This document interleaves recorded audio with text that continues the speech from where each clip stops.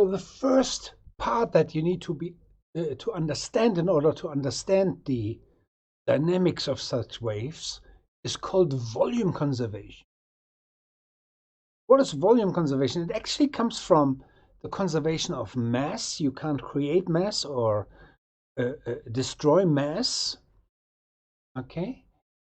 But if a fluid is incompressible, if you can't compress it, then it turns into a conservation of volume.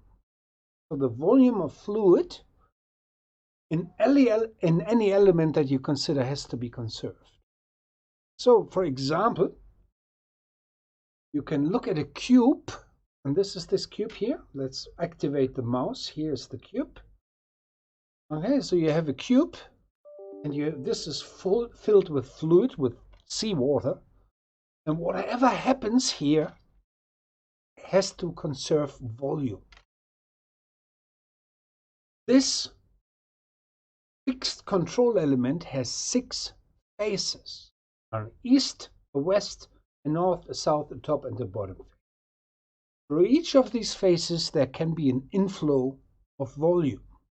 Okay, it's illustrated here in this example here at the top. At the top, if you have a velocity component u, okay, which is not 0, then you actually move volume across this face. And the volume transport that you get is the u times the area that you have.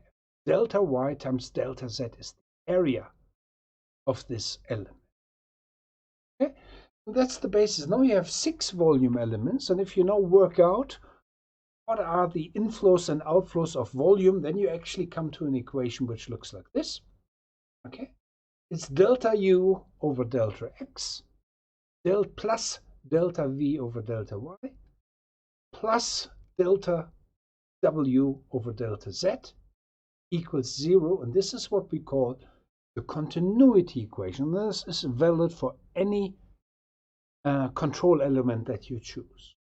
Okay? Wherever you do it, how big, how small, you have to conserve volume within the fluid.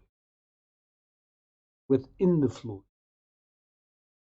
And we come to the next part now on the next slide.